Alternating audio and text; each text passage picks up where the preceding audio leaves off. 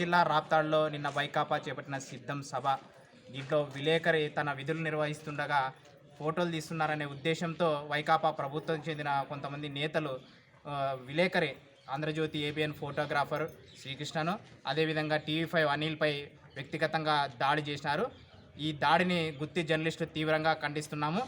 ఈ పత్రికా విలేకరులపై దాడి చేసిన వారిని ప్రభుత్వం బాధ్యత వహించి వారిని వెంటనే అరెస్ట్ చేయాలి, తప్పకుండా వాటిని కఠినంగా శిక్షించి వారిపై ఆత్మహత్య కేసులు నమోదు చేయాలని చెప్పి ఈ విధంగా గుత్తి జర్నలిస్టులు డిమాండ్ చేస్తున్నారు. జరుగుతున్నటువంటి విధానాల్లో భాగంగా రాష్ట్ర వ్యాప్తంగా మరి ముఖ్యమంత్రి గారు పర్యటనలు చేస్తున్నారు. చాలా సంతోషమే, కాదనలేదు.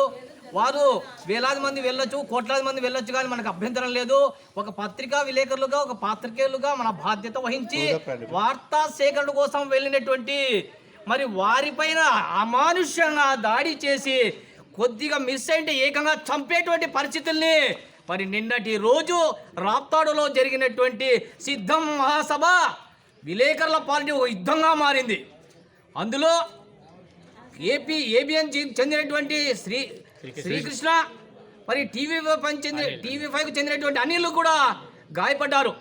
మరి దాడి చేసినటువంటి వారే నేరుగా వారిపైనే కేసులు పెట్టడానికి పోలీస్ స్టేషన్ తోలుకొని పోవడం ఎంతవరకు సమంజసమో మీరే అర్థం చేసుకోవాలి.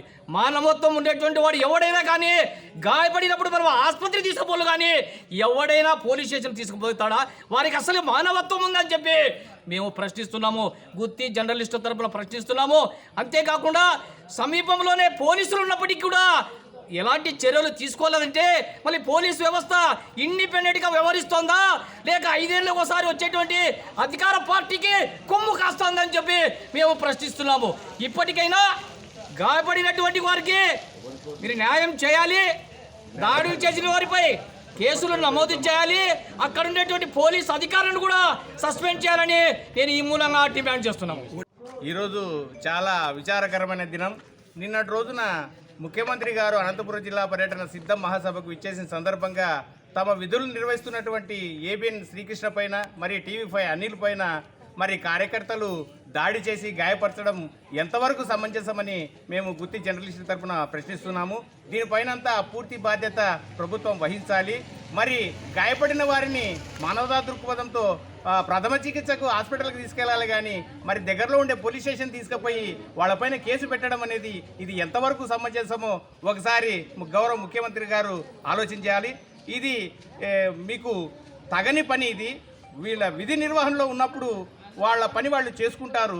మీకు ఏదైనా ఉంటే ఆ యాజమాన్యం పైన మీరు వ్యక్తిగతంగా పోరాడొచ్చు, కానీ ఇక్కడ లోకల్గా పనిచేసేటువంటి రిపోర్ట్లని గాయపరచడము, వాళ్ళని కొట్టడం అనేది ఎంతవరకు సమంజసం అనేది మీరు ప్రశ్నించుకోవాలి. కాబట్టి దీనిపైన పూర్తి బాధ్యత ప్రభుత్వం వహించాలి.